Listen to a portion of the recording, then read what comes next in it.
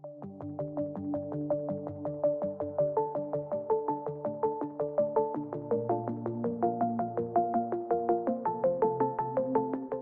students, welcome to the answer writing program. So today we will be discussing 3 questions from environment, and the topic would be conservation, environmental pollution and degradation, environmental impact assessment, because this is a topic in the main syllabus, but in the today's topic we'll be specifically deal with the pollution and degradation topics. Okay, so let's start with the questions. Let's see the overview of all the 3 questions. The first question is related to the bioremediation and how bioremediation can help solving the complex problems of the waste management in India. The next question is related to the e-waste and how and what Indian government is doing to tackle this menace. And the third question is related to the microplastics, what are the challenges associated with that, and how India has made progress again to tackle this menace of microplastics. Okay, so let's start with the very first question. What do you understand by the term bioremediation? So this is the demand 1. We need to define it. Analyze its importance in solving the increasing complex problem of the waste management in India. It means it has something to do with like solving the waste management issues in India. So the question is asking about, we need to analyze its importance, that how far it's successful, and we can also write about some associated challenges with this particular technique in solving the issue of the waste management in India. Okay, so let's start with the introduction. In introduction, you can directly hit with this particular demand. You can start with the definition of the bioremediation. Along with that, you can also write the categories of the bioremediation process. So what is bioremediation? Bioremediation, the term itself says something with the process bio. It means something to do with the microorganisms or the microbes.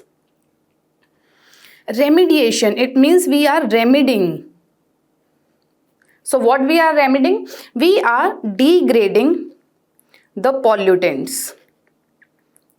So what is bioremediation? It is about the degrading of the pollutant with the help of microorganisms.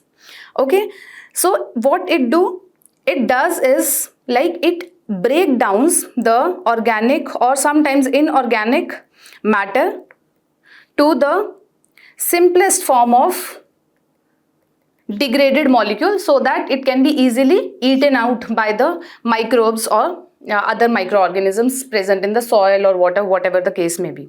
So it reduces the complexities of the heavy metals, of the organic waste, so that it solves the problem of the increasing waste management in India. So this is bioremediation. Then next is about, you should know that what are the different methods or the different categories of the bioremediation. So bioremediation can be tackled via the 2 categories: in situ bioremediation and ex situ bioremediation. What is in situ? It means we are degrading the pollutants with the help of the microorganism at the same place where the pollutants are there. It means we are not changing its position.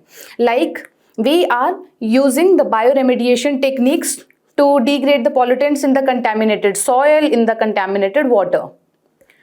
Wherever it is present, we are doing these remedy processes over there only. Ex situ is about, we are taking up the contaminated like soil to some other place and we are degrading the pollutants in that. So we have the different techniques with respect to the in situ, like bioventing, biosparging, bioaugmentation. And ex situ, we have the 2 techniques majorly, like composting and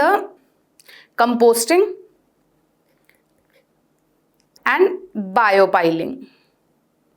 Okay, this is bioventing, biosparging and bioaugmentation. Let's see what are these techniques. Now, the bioventing, the in situ ones, means we are degrading the pollutants with the help of the microorganism at the same place wherever these pollutants are present. So, First is about the bioventing. Again, the name itself dictates that we are providing some ventilation to these bioorganisms. Like, see, this is the soil, this is the water table. In soil, we have microorganisms every time present in the soil by natural processes only. So what we are doing, we just passing out or blowing the air into this soil structure so that they are given the space, means we are increasing the porosity of the soil so that this microorganism will be giving more oxygen so that they can reproduce more, they can do their processes in a very well manner. So this is bioventing. We are putting in the air or oxygen supply so as to enhance the microorganism activity so that they can degrade the pollutants in this contaminated soil. Okay, so the bioventing is about passing the air or the oxygen into this unsaturated level. Unsaturated level means that is not saturated with the water. So we are providing the air into this soil layer. Now, how it is different from the biosparging?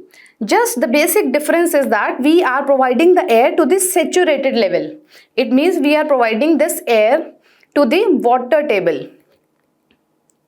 Now, what it will do? It is providing air till here, this saturated level. Now, via providing this air, it is providing the showers of the water along with the increased oxygen supply because of this, and it is putting up the showers like in this contaminated soil to enhance the activities of the microorganisms in this particular contaminated soil layer. Okay, now the third one is bioaugmentation. Again, the name suggests is we are augmenting the bioactivities like microbes activities or the microorganisms activities. Like how we can increase the microorganisms or the microbe activities via two ways: by increasing the supply of microorganisms or by providing them their nutrients so that they can work in the efficient and the enhanced manner. So what we are doing, see, this is the contaminated or the contaminants. This is already present microorganisms, or you can say the microbes. So what we are doing, we are providing external microorganisms so that they can increase in number and can eat up the contaminants, or like changing the structure of the this complex contaminants into the simplest form or to the non-harmful stages, or can totally eat up or totally decompose these pollutants. Or what we are doing, we are providing them the nutrients to these already existing microorganisms so that they can increase their capacity to decompose the pollutants. So this is bioaugmentation. Okay, now you understood this whole process of in situ bioremediation. Now coming up to the ex situ bioremediation.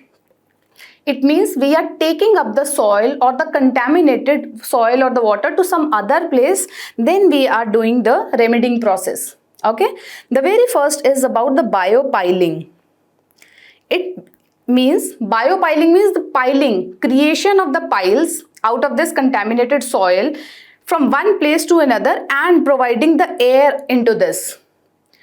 So it is the same as like the in situ also, we are also providing or increasing the aeration so as to increase the or enhance the activities of the microorganism into this particular pile. Next is about the compost.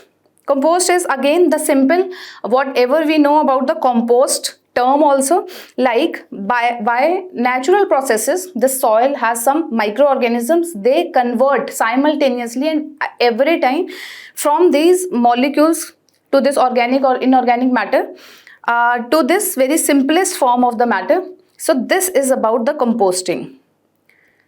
It is a natural process that turns the organic material into the dark, rich substance called as compost or humus. So this is about the composting. Okay, so now you know about the different techniques of in situ, ex situ bioremediation processes. Now let's see the question from the 2017 previous year question of UPSC only, that they are asking about the bioremediation, and there are the three options related to that. Just see the question that we need to discuss about the advantages of the bioremediation technique. Now you understood that how the bioremediation technique works, and what is the specific purpose that I am giving this particular question over here is that you should understand that the prelims and the mains preparation is, you cannot do it in silos. Now you have to take the integrated approach. If you do the holistic preparation with respect to the mains, then solving the previous year questions, or like solving the prelims question in the next further coming years also, it is a very simple task then. So you should know very in detail about each and every particular topic with respect to the syllabus in the mains, then you can easily do the prelims questions. Let's see this one. Now we need to write the advantages. The first is about, it is a technique for cleaning up the pollution. We know that what is bioremediation? By enhancing the same biodegradation process that occurs in nature. So all the remediation, all the bioremediation in situ and ex situ, we are providing the air, we are providing the external microorganism, we are providing the nutrient. For what purpose? Just to increase the efficiency, or to increase the biodegradation process of the pollutants. So yes, this is true. Next, coming on to the third point. Genetic engineering can be used to create the microorganisms specifically designed for bioremediation. Now, if you understood about the bioaugmentation, it means we are providing some external microorganism also. So the question is asking that we can make these microorganisms via some genetic engineering also. Yes, obviously, if we are providing some external microbes, we can design them according to the pollutants, whatever they are present in the soil or water, so that these microorganisms can easily degrade that that contaminant. So yes, genetic engineering obviously can be used. Now coming on to the second point. Any contaminant with heavy metal such as cadmium and lead can be readily and completely treated by the bioremediation using microorganism. Now, here is a catch. This bioremediation process can do the degradation or the decomposition of this heavy metal and the cadmium lead also, but not readily, not completely. Because this is a very natural process. It takes a huge lot of time, and also maybe sometimes it cannot completely degrade, or maybe sometimes it degrades into some harmful substances also. So it can help to degrade these heavy metals, but not readily and completely, because we cannot compete it with respect to the physical or the chemical decomposition. This is a natural decomposition. So this cannot be done properly and 100%. So if you know about this particular question, if you can understand like via this discussion also, so you can easily solve the prelims question. First thing. Second thing is about, in the recent time also we have seen that 1 year they are giving the questions in the prelims, next year on the same theme, on the same dimension, the questions are coming up in the mains also. So again you should do the integrated preparation. Okay. So the option is 1 and 3. Now coming on to the body part. Now if you understood the various techniques or the various categories of the bioremediation, then you can easily write the importance of bioremediation also. Like this bioremediation process can be used to degrade the pollutants without doing any disruptions. Like this can be conducted on site, in situ, without the major disruptions on the normal activities. Next is about, because we are just enhancing the natural process, so it is less cost, it is very economical.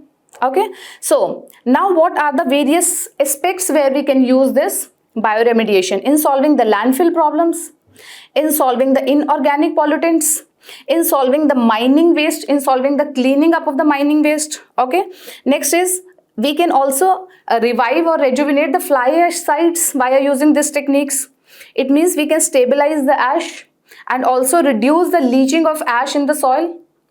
Next is about we can also use these bioremediation processes in degradation or the decomposition of the oil spills also. Like the government has come up with this oil zapper that is being prepared by the TERI and Olivorus S by TERI and the Indian Oil. So these are the mixture of the microorganisms only. So if we put it on the oil spills, they can be used in degrading of the oil pollutants. Okay. So this way you can write the importance. Moving on to the limitation, because the question is about we need to analyze. So what are its limitation? Yes, the very first thing is about the specificity. Means it targets the specific pollutants, not always very effective for the very complex or the mixed type of pollutant or for the heavy metals also. Sometimes they cannot just degrade into the simpler form or to the non-toxic or the harmful stages. It's not always possible. It sometimes creates or decompose into some harmful chemicals also. Next is incomplete degradation also is there, like some compounds only partially degrade and may produce some harmful byproducts as well, that we have already discussed. Site limitations. Now again we cannot use this bioremediation processes to each and every sites of the waste. Okay. Next is about time consuming, because it's a natural process. It takes a huge time for these microorganisms to degrade these pollutants. Next, coming about the unpredictability. Again, it depends on the climatic conditions also, like the soil structure also. So it is depending on the various other environmental factors also. So these environmental factors influences the success rate, that at what time it will be doing, etc. And it results vary across the different contaminant sites. Moving on to the conclusion, you can also write some case study of success, that how bioremediation in any part of the world helps in solving the problem of the waste management, so that India can also take the good practices out of that and replicate in India.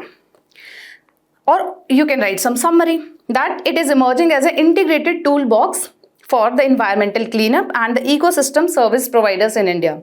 You can also write some case study with respect to the bioremediation process, how this has solved the issue of groundwater pollution in Netherlands. Okay. So this is just a case study that in 1970s, Netherlands faced the groundwater pollution issues. So what the government of Netherlands has done over there, they have implemented the bioremediation as a solution to clean up the groundwater. So it came out as a success. It created the jobs also, reduced the groundwater contamination, it protected the environment. Okay. So let's see the model answer. Starting with the bioremediation definition, importance, then coming on to the limitations and some conclusion and this case study. Okay. Moving on to the second question. With an increasing number of the electronic gadgets being used day by day, e-waste has emerged as a menace. It means the question is asking something about e-waste. Now this is the context that with the increasing use of the mobile phones, different electronic gadgets, e-waste issue, the generation of the electronic waste is increasing or it is emerging as a menace. Now in this context we need to discuss the issues in dealing with e-waste. Now the e-waste is there. We are not just discussing the e-waste impacts.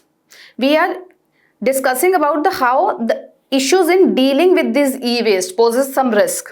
So this is the demand 1, and how India is tackling this challenge. This is the demand 2. Okay. In introduction, what you can write? You can start with the definition. You can write some data with respect to the e-waste generation in India, how much it is collected, how much it is recycled, whatever you have the data with you, you can write it in the introduction. Starting with the definition, you can write the definition of e-waste. Electronic waste means it is the waste or it is the products, electronic products that are unwanted, that are not working, or that are at their end of the stage or near to the end of the stage of their usefulness. So you can write this definition. You can also write some data that India is the world's third largest e-waste generator according to UN Global E-Waste Monitor 2020. And also you can write that how e-waste is increasing, like this increasing of e-waste is posing the impact. How? Because it is witnessing this 31% annual growth. So this increasing e-waste is posing a risk. If not properly recycled, reused, then again it poses so much burden, health burden, economic burden, financial burden, etc. on the India. And also, like, what is electronic waste? How electronics are made up of? Like, in the establishment or the construction of the electronic products, we use the critical minerals also. Rare earth metals also we use. Again, India is dependent on imports for these critical metals, the rare earth metals. We are not self-sufficient in this. So if we are just throwing it, dumping out, not recycling, it means we are increasing our import dependency for these products. And due to the IT age, industry 4.0, and also with the transitioning of the renewable sources of energy also, we are dependent more and more onto this metals intensive economy.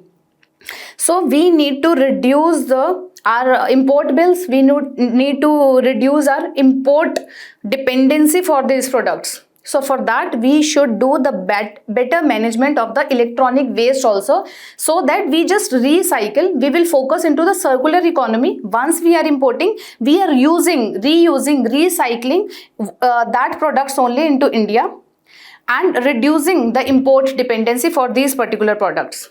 Okay. So this way you can start the introduction, starting with the body part, that we need to write down the issues with respect to the dealing of e-waste. Now, the very first thing is about the e-waste is, we need the special facilities to collect or to recycle these e-waste. But in India, there are the lack of the collection and recycling facilities. Like if we have some, let's suppose mobile phone, very basic 2,000 or 3,000 rupees, and after 2 to 3 years, if they stopped working, what we do? We just put it in our dustbins. And this e-waste will finally end up into the dumping yards. It increases the air pollution, water pollution, soil degradation. It leaches out some very critical minerals also, and the harmful products into the environment. So we have the lack of collection facilities. First, at our homes, at a segregation level, there is an issue. At the commercial centers, there are again the segregation or the collection issues with respect to the whosoever has built it. And yes, even after if they are collected well, there are the issues with respect to the recycling facilities. Like, first issue with the recycling facilities is there are very less recyclers or the dismantlers of the e-waste in India. Second thing is about, it is majorly 70% or approximately 67% of the recycling facilities is in the unorganized or informal sector. It means they are doing all these recycling facilities with not proper measures. Whatever the equipments to handle these e-waste should be taken care of, they are not present in these unorganized recycling facilities. So majorly, approximately 33% only is done by the formal sector recycling facilities, where all the measures like proper protective equipments are there to tackle this e-waste. Otherwise, approximately 67% or 70% is in the informal sector, where they lacks this proper facilities to tackle this e-waste. Okay, so this is the issue with respect to the collection and recycling. And once they are going into this recycling, there are the issues with respect to the workers working in that particular recycling facilities. And it imposes the health risk for that factors, because they are not working in the proper environment that is being used, that should be used for the e-waste management. Like proper ventilation should be there, personal protective equipment should be there, etc. So the workers are exposed to the hazardous substances like mercury, lead during unsafe recycling activities, and it poses the chronic health issues risk to the workers. Next is about the environmental risk. Again, improper disposal, it contaminates the air, contaminates water, land, soil, etc. It impacting the health and the ecosystem. Okay, so this you can write in the issues. Moving on to the body part of the next part is now what is the India's approach to this e-waste management? You can write it into the various dimensions, like what are the policies, schemes, initiatives, government's laws, etc. So the very first thing is about the institutional arrangement. Who is responsible to tackle this? Like CPCB is the nodal agency for the e-waste management to tell about the regulations, rules and how with respect to the disposal and recycling. Next is about the legislative framework. So e-waste is covered under the two things. The first is about the hazardous waste management rules 2003, and recently in 2016 e-waste management specific rules explicitly to handle this e-waste rules have come up, and with the latest amendment with the time, latest being the 2023.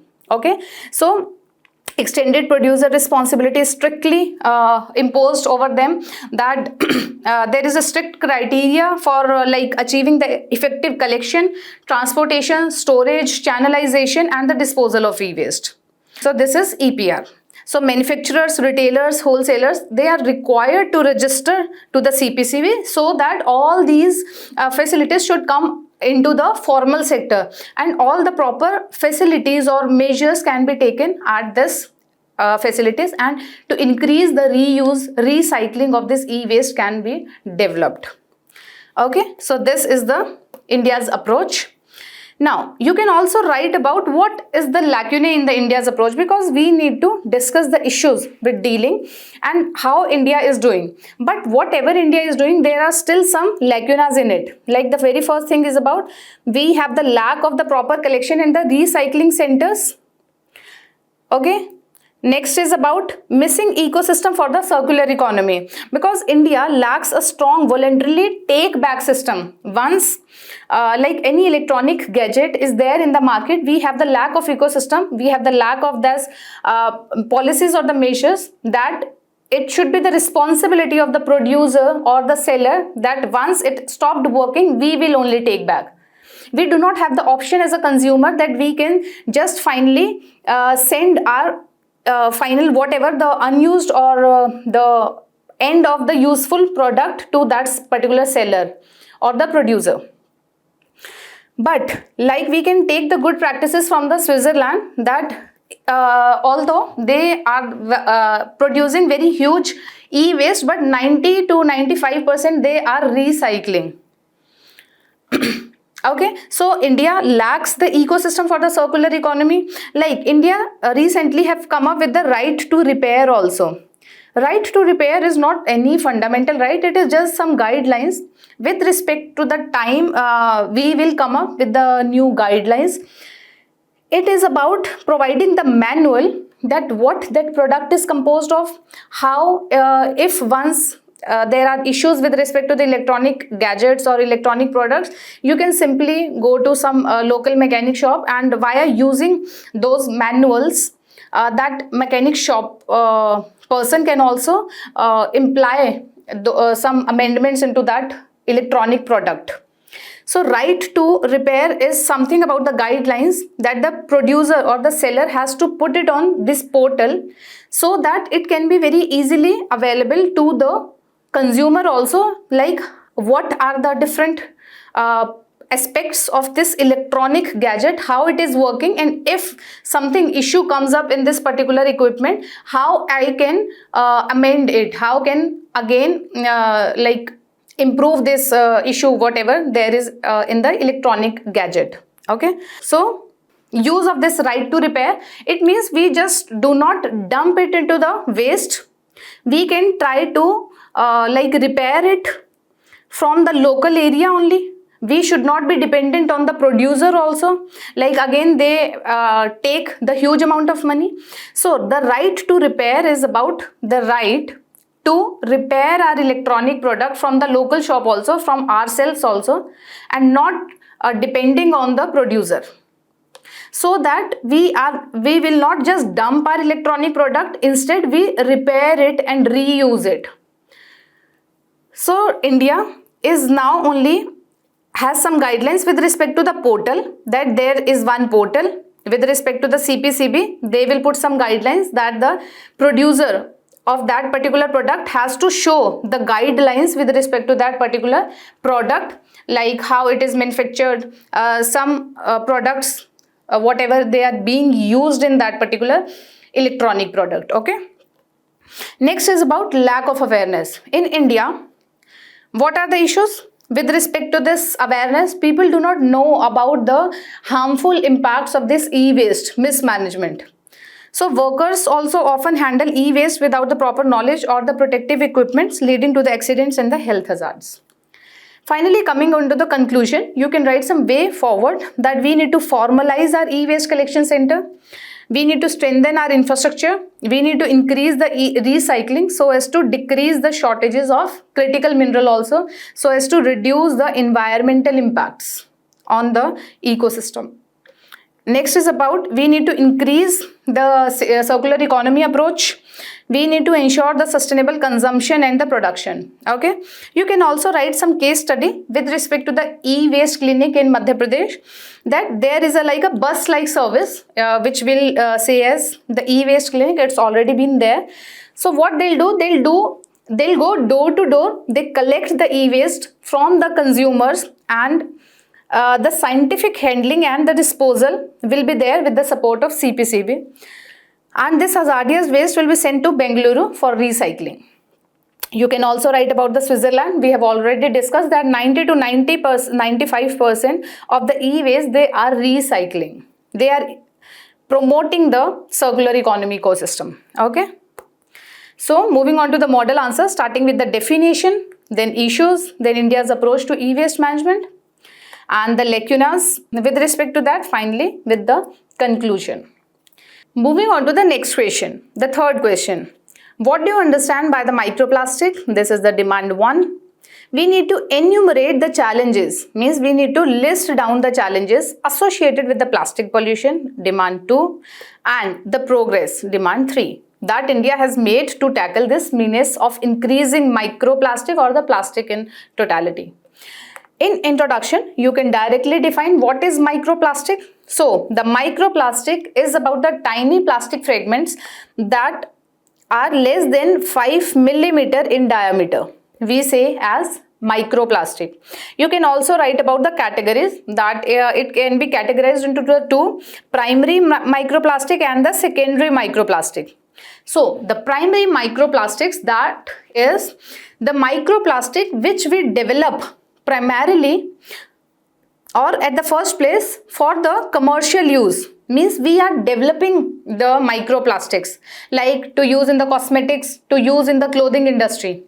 Secondary microplastic is about the microplastic that is left over or remain after the breakdown of the larger plastic, like the water bottles. So it is a secondary. We did not produce it intentionally, but it is the byproduct of the breakdown of the larger plastic material. Okay, like the breakdown of the water bottle into the microplastic. You can also write some challenges because the question is asking about its increasing menace in India. So this poses the significant and the environment and health risk. You can also write about some data that how much plastic pollution or plastic waste we are generating, how much plastics we are generating on the annual basis, etc. You can write some data with respect to that. So now the major cause of concern is that microplastic are being detected now in the microorganisms or like marine organisms. From the phytoplankton till whales, we are detecting this microplastic. These microplastics are also being detected in the commercial seafoods, in the drinking water. Now it means they have entered into the human system also, like the marine organisms, in the commercial seafoods, in the drinking water. And the major cause of concern is that these microplastics cannot be easily treatable with the standard water purifiers or the water purifying services. We cannot do that. They requires extra technologies, extra techniques. For that, there is again it bears the huge cost. Okay, so these are the significant challenges.